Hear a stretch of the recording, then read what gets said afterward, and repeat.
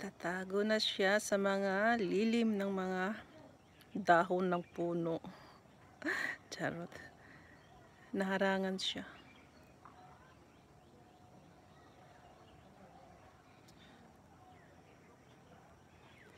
Alright, 9 minutes more to go. Just a quick live, 30 minutes.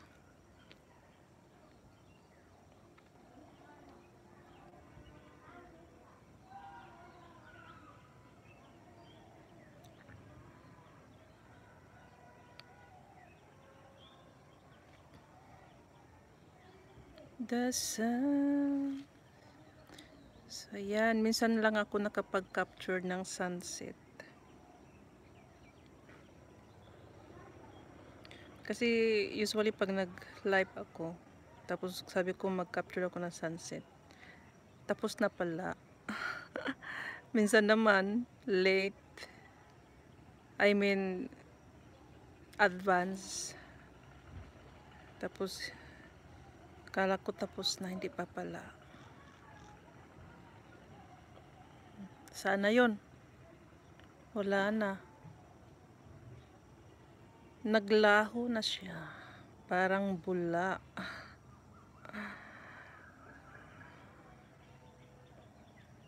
Ayan. 7 minutes more to go. Thank you, Jen, sa patambay nyo, Sis Tiffy, Sis Aisa, Sis Ashley, and to all my viewers. Thank you so much. It's just a quick live, guys. Quick na yung pinaquick na yung sa akin yung 30 minutes.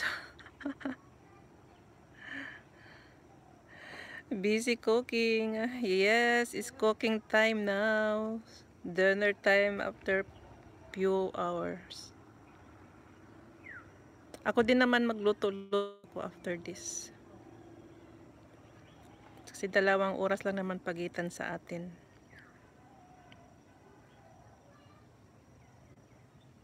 Oh, ano ba yung sinabi ko? Oras o araw?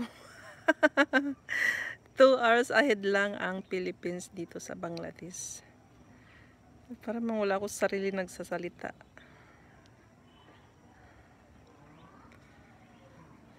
Ayun na nga.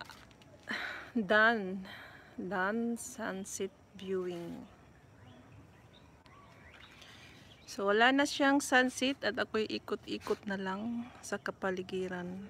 Doon nga ako sa kabila.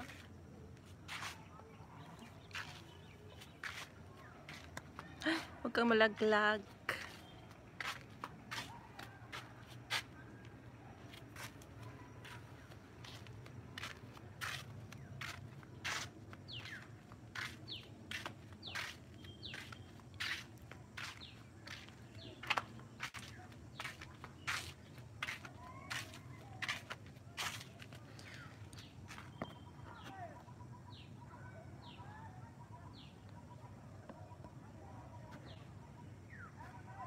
Ayan, dito tayo.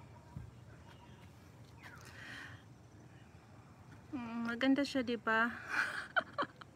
Maganda yan. Ano yan, mga bagong tanim pa lang. Marami yan doon pa, kaso lang naharangan ng mga pagkapunuan. Diyan yan, malawak. Maganda siya tingnan pag doon mo lapitan sa may kalsada. Ang lawak kasi niya. Kaso lang, nakaharang yung tanim namin na mangga. Sarap puputol niyan. Yan.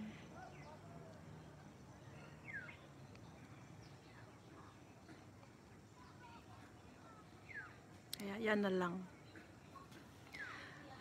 Hanggat matapos.